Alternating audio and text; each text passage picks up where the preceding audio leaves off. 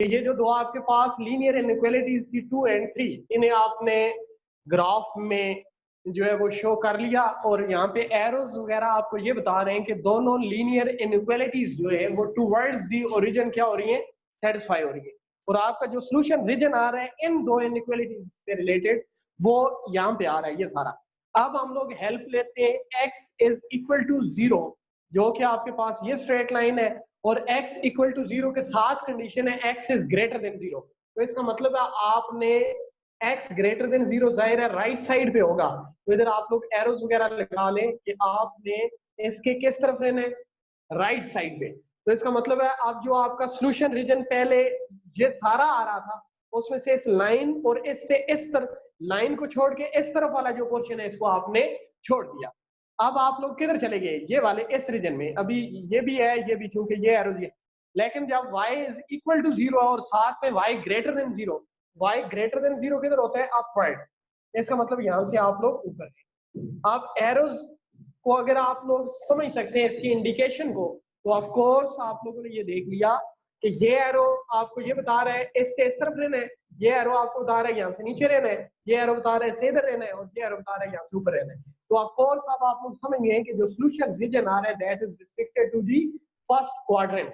तो first quadrant में ये जो रीजन है हमारे पास, इसको आप लोग यहाँ पे शेड कर लें, तो ये हमारे पास आ जाता है फिजिबल सोल्यूशन रीजन।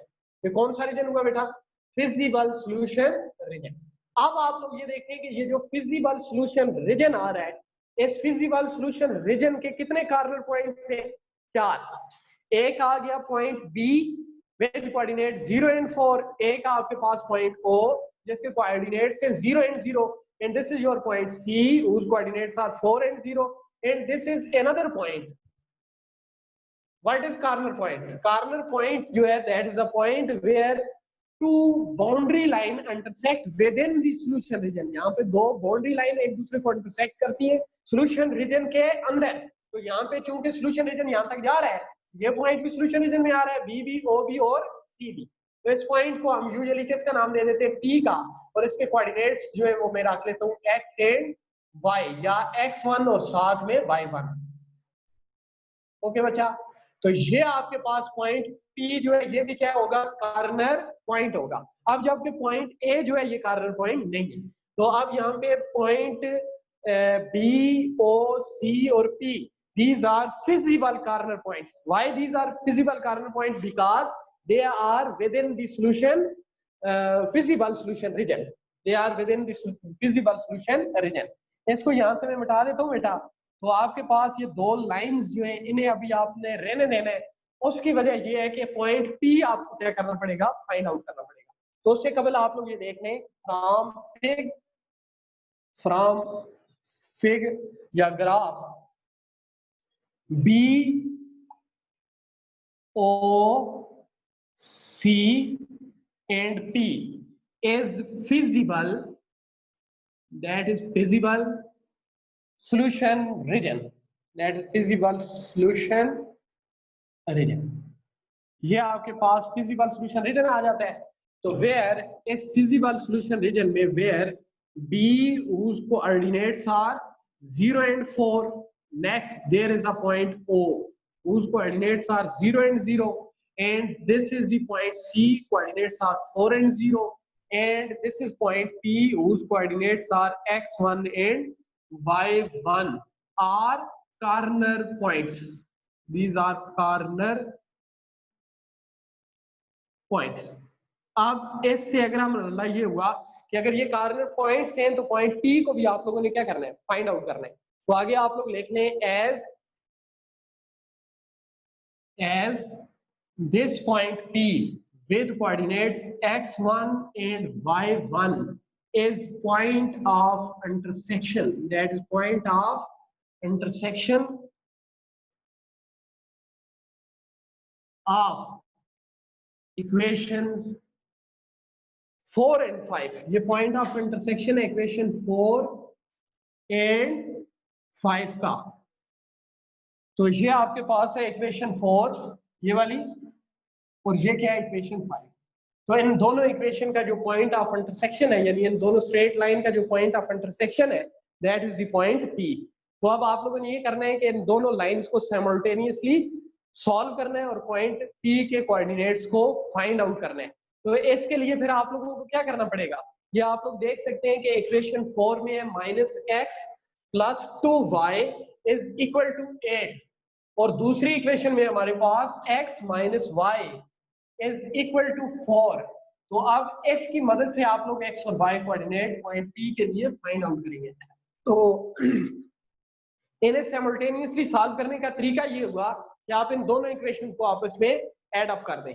तो यहाँ पे लिख ले एडिंग, क्योंकि -x और +x क्या होगा, कैंसिल, एडिंग इक्वेशन 4 एंड 5। तो आप इक्वेशन 4 और 5 को ऐड अप कर लें। तो that is -x + 2y is equal to 8 and next this is x - y is equal to 4। तो ऐड करेंगे यहाँ पे तो -x + x कैंसिल होगा, तो ये हो जाएगा y इज इक्वल टू 12। तो बेटा इसको आप हाईलाइट कर दें, ये आपके पास y की वैल्यू आ चुकी है। ये असल में y1 समझ लें कि इसके इक्वल है 12 के। तो आप बैक सब्स्टिट्यूशन लें, आप लोग नेक्स्ट लिखें putting y is equal to 12 in equation 5 में पुट कर लें। तो जो बेटा ये आएगा x माइनस आगे y है, तो y की जगह पुट करेंगे 12 इज इक्वल टू क्या आ रहा है 4। यहाँ से x की वैल्यू क्या आएगी 16। तो कैसे बेटा, आप -12 को इस साइड पे शिफ्ट करें तो इधर आके +12 होगा, 4 + 12 दैट इज 16। तो देयरफॉर जो आपके पास पॉइंट P है उसका x कोऑर्डिनेट क्या है 16 और y कोऑर्डिनेट क्या है बेटा 12। तो ये आप अंदाजा भी लगा सकते हैं कि 4 यूनिट तक C आ रहा है, इससे आगे काउंट करते जाएं तो तकरीबन इसके बराबर यहाँ से नीचे जाएं, यहाँ पे कोऑर्डिनेट क्या आ रहा है 16 और y एक्सिस के अलोंग 4 तक यहाँ से ऊपर जाएं तो ये तकरीबन किसके सामने आएगा 12 के सामने। तो इसका मतलब है पॉइंट P के कोऑर्डिनेट्स क्या है 16 एंड 12। अब यहां तक आप लोग ये फील कर रहे हैं और आपने देखा कि ये सारा काम जो है ये हम लोग कल से करते आ रहे हैं। फिजिबल सॉल्यूशन रीजन से काम मैंने कल आपको एक्सरसाइज नंबर 5.2 में जो बात बताई थी वो भी सारे का सारा इसी से रिलेटेड था। यहां तक मेरे ख्याल में कोई डिफरेंस आप लोगों ने फील नहीं किया होगा। तो इससे अगला जो एक्स्ट्रा काम है वो ये है कि ये जो फिजिबल कॉर्नर पॉइंट्स हैं इनकी मदद से आपने इस फंक्शन को क्या करना है मैक्सिमाइज करना है। अब यहाँ पे ज़िम्नन एक बात आप लोग सुन लें कि कुछ क्वेश्चन में यहाँ पे ये भी हो सकता है कि मिनिमाइज और कुछ क्वेश्चन में क्या है मैक्सिमाइज। मसलन यहाँ पे क्वेश्चन नंबर 1 जो है दिस इज अबाउट मैक्सिमाइज और क्वेश्चन नंबर 2 भी मैक्सिमाइज से रिलेटेड है, 3 भी, 4 मिनिमाइज से रिलेटेड है और इस तरह 5 मैक्सिमाइज और 6 भी मिनिमाइज से रिलेटेड है। तो चाहे मैक्सिमाइजेशन के बारे में क्वेश्चन हो या मिनिमाइजेशन के बारे में क्वेश्चन हो, तो जो प्रोसीजर मैंने आपको यहाँ पे बताया है वो सारे का सारा यहाँ तक तो सबके लिए सेम होगा, इससे अगला मरहला भी सबके लिए सेम होगा, उससे आगे जाके एक छोटी सी बात होगी वो आपको मैं बताऊंगा। तो अब इसको मैक्सिमाइज या मिनिमाइज करने के लिए आप एक छोटा सा टेबल बनाएंगे। उस टेबल के अंदर हम इस ऑब्जेक्टिव फंक्शन से की हेल्प से डिफरेंट जो कॉर्नर पॉइंट्स है हमारे पास, ये जो 4 कॉर्नर पॉइंट्स आपको नजर भी आ रहे थे में B, O, C और P, इन पे आप इस फंक्शन की वैल्यू को वैल्यूएट करेंगे। तो नेक्स्ट आप लोग यहाँ पे लिखेंगे टेबल।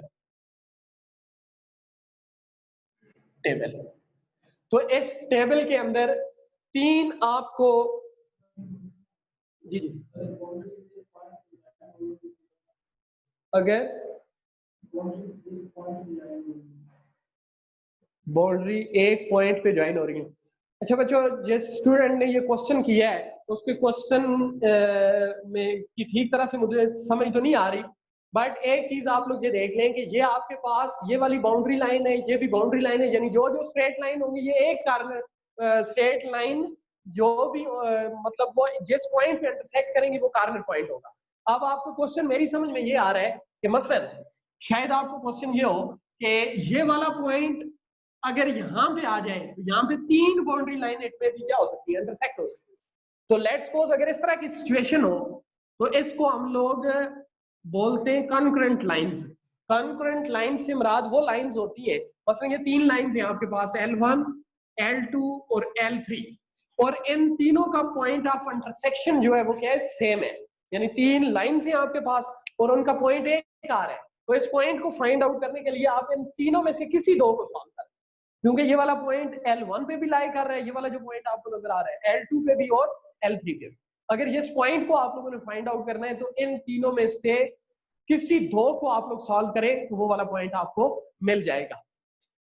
तो इस तरह की सिचुएशन शायद इस चैप्टर में नहीं होगी, तो बहरहाल अगर कहीं पे ऐसा हुआ तो आप लोग पूछ लें। अगर दोबारा इन्हें कहें कि आपका क्वेश्चन जरा क्लियर कर दें, अगर आप लोग अपना क्वेश्चन थोड़ा सा क्लियर कर दें तो फिर शायद मैं इसका ठीक तरह से आंसर दे पाऊं।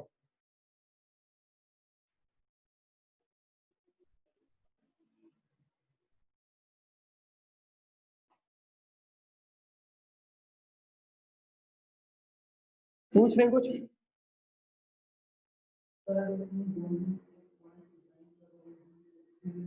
जी जी सर, समझ आ गई? ओके, थैंक यू बेटा। तो अब यहाँ पे आप लोग ये देखें कि ये टेबल एक आपको लेना पड़ेगा और इस टेबल के अंदर 3 कॉलम्स रखने पड़ेंगे। पहले वाला जो कॉलम होगा this is about corner points. पहला जो कॉलम मैं बनाऊंगा यहाँ पे ये किससे रिलेटेड होगा? कॉर्नर पॉइंट्स से रिलेटेड, यानी इधर आपको सारे के सारे कॉर्नर पॉइंट्स जो है वो लिखने पड़ेंगे। इसके बाद आप लोग लिखेंगे यहाँ पे ऑब्जेक्टिव फंक्शन। क्या चीज? Objective function. तो ऑब्जेक्टिव फंक्शन हमारे पास क्या है? f of x comma y is equal to 2x plus 5y। Is it clear? अब जो ऑब्जेक्टिव फंक्शन हमारे पास था उसको आप लोगों ने इक्वेशन 1 में लिखा, बाकी सारा प्रोसीजर इससे पहले वाला किया। इसके बाद जब टेबल आया तो यहाँ पे आपने दूसरे कॉलम में ऑब्जेक्टिव फंक्शन ले लिया। इसके बाद अगला मरहला ये है बेटा कि आप लोगों ने जो कॉर्नर पॉइंट्स आपको गिवन होंगे उन्हें आपने इस ऑब्जेक्टिव फंक्शन के अंदर पुट करना है।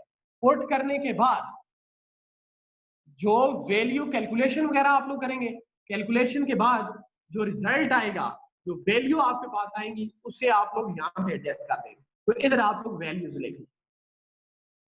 ओके, ये 3 कॉलम्स हमारे पास बन जाएंगे। मसलन अब कॉर्नर पॉइंट पे पहले हमारे पास पॉइंट बी आ रहा है। अच्छा, ये जरूरी नहीं है कि पहले मैं बी लिखूं, जो जो कॉर्नर पॉइंट आपके पास है उन तमाम कॉर्नर पॉइंट्स को लिखना है। तो स्टार्ट बेशक आप ओरिजिन से ले लें, सी से ले लें, पी से ले लें, तो चले मैंने बी से ले लिया तो ये आपके पास पहले वाला कॉर्नर पॉइंट बी है। इससे अगला जो कॉर्नर पॉइंट है दैट इज ओ, और इसके कोऑर्डिनेट्स क्या हैं? 0 0। बस कॉर्नर पॉइंट्स आपने सारे लिखे, ये हो गया। इससे अगला कॉर्नर पॉइंट आ जाता है सी, कोऑर्डिनेट्स हैं इसके 4 और 0। नेक्स्ट पॉइंट है 12। ये तो ये सारे कॉर्नर पॉइंट्स आपने इस कॉलम में रख लिए। अब इन कॉर्नर पॉइंट्स को आपने अपने ऑब्जेक्टिव फंक्शन में पुट करना है। कैसे? मसलन आपके पास यहाँ पे x कोऑर्डिनेट जो है ना इस b में वो क्या है? 0। तो इसका मतलब है x की प्लेस पे आपने 0 पुट करना है और y की प्लेस पे आपने 4 पुट करना है। तो बेटा ये आएगा f ऑफ x की प्लेस पे 0 कामा y की प्लेस पे क्या 4 इक्वल के बाद इसमें पुट करते हैं तो 2 इंटू x की प्लेस पे 0 प्लस 5 और साथ में y की प्लेस पे 4। तो ये आएगा आपके पास 2 इंटू 0 दैट इज 0, इधर कैलकुलेशन में कर देता हूं, और plus 5 multiply by 4 that is 20, और इसकी जो वैल्यू आएगी दैट इज 20। ओके, तो ये आपके पास एक वैल्यू आ गई कॉर्नर पॉइंट बी पे। अब ओरिजिन को पुट करते हैं तो ये होगा f of 0 0 that is equal to 2 into x की प्लेस पे 0 प्लस 5 और साथ में y की प्लेस पे भी 0, तो 2 मल्टीप्लाई बाय 0 प्लस 0, तो इसका आंसर किसके इक्वल आ रहा है? 0 के इक्वल आ रहा है। तो नेक्स्ट है आपके पास f ऑफ 0 और 4 कामा 0, तो दैट इज इक्वल टू 2। तो x की प्लेस पे आप लोग क्या पुट करेंगे बेटा? That is 4। आपने ऑब्जेक्टिव फंक्शन में 2 इंटू अब x की प्लेस पे 4 पुट किया प्लस 5 और साथ में y की प्लेस पे आप लोग 0 पुट करेंगे। तो आप 2 मल्टीप्लाई बाय 4 दैट इज 8 और plus 5 multiply by 0 that is 0। Total जो आंसर आ रहा है दैट 8। अब नेक्स्ट पॉइंट p पे आ जाते हैं। तो f ऑफ x की प्लेस पे 16, y की प्लेस पे 12, तो that is 2 into 16 plus 5 into 12 2 multiplied by 16 that is 32 और plus 5 multiplied by 12 that is 60 and total answer is 92. Okay बेटा, तो यहां तक ये आपके पास टेबल आ गया। अब इस टेबल से आपने एवेल्युएट क्या करना है, क्योंकि क्वेश्चन जो था this is about maximisation, maximisation से रिलेटेड था। तो अब आप टेबल में वैल्यू से ये चीज डिसाइड कर सकते हैं कि आपका जो फंक्शन है वो किस कार्नर पॉइंट पे मैक्सिमाइज हो रहा है, यानी कौन सा ऐसा फैक्टर है जिसकी वजह से आपको मैक्सिमम प्रॉफिट मिला। जो मैक्सिमम प्रॉफिट है this is due to the point P. Point P जो है इसमें 16 और 12 जो है इसकी वजह से आप 92 के पास इस एक्टिविटी में जो मैक्सिमम वैल्यू आप गेन कर सकते हैं वो क्या आ रही है 92, और जो मिनिमम वैल्यू आ रही है वो भी आपको टेबल से क्लियर है, यानी टेबल तक आपको सारा काम सेम है तमाम क्वेश्चन में। सिर्फ अगर क्वेश्चन में मैक्सिमाइजेशन से रिलेटेड है तो आप यहाँ पे देखेंगे जो मैक्सिमम वैल्यू होगी और उसके करस्पॉन्डिंग जो पॉइंट होगा उसको आप इंडिकेट करेंगे कि फलां कार्नर पॉइंट इस फंक्शन को क्या कर रहा है मैक्सिमाइज कर रहे हैं, फलां कार्नर पॉइंट इस फंक्शन को मैक्सिमाइज कर रहा है और इस पे मैक्सिमम जो वैल्यू दे रहा है वो ये। और अगर मिनिमाइजेशन से रिलेटेड हो तो आप यहाँ से इस वैल्यू को देखेंगे, लास्ट कॉलम में जो मिनिमम वैल्यू होगी, याद रखना यहाँ पे कोई वैल्यू नेगेटिव भी हो सकती है, लेकिन इधर यहाँ इस वक्त यहाँ पे मिनिमम वैल्यू 0 आ रही है और मैक्सिमम वैल्यू 92 आ रही है। तो अगर क्वेश्चन मिनिमाइजेशन से रिलेटेड होता है तो हम कहते हैं ओरिजिन इसको मिनिमाइज कर रहे हैं, किसको, ऑब्जेक्टिव फंक्शन 1 को। और इस टेबल से हमें ये पता चल रहा है कि पॉइंट पी जो है वो इसको मैक्सिमाइज कर रहा है। अच्छा, एक क्वेश्चन जो आप कभी स्टूडेंट ने पूछा था थोड़ी देर पहले ड्यूरिंग क्लास के इससे कबल, तो वो क्वेश्चन इस पस मंजर उसका ये भी हो सकता है कि अगर कोई यहाँ पे 2 पॉइंट ऐसे आ जाएं जिन पे वैल्यू सेम आ रही, मसलन लेट्स सपोज पॉइंट पी पे जो वैल्यू आ रही है मसलन 20 है और एक कोई पॉइंट और हो यहाँ पे, इस वक्त तो मौजूद नहीं है लेकिन अगर हो मसलन पी के बाद लेट्स से क्यू पॉइंट कोई ऐसा कार्नर पॉइंट हो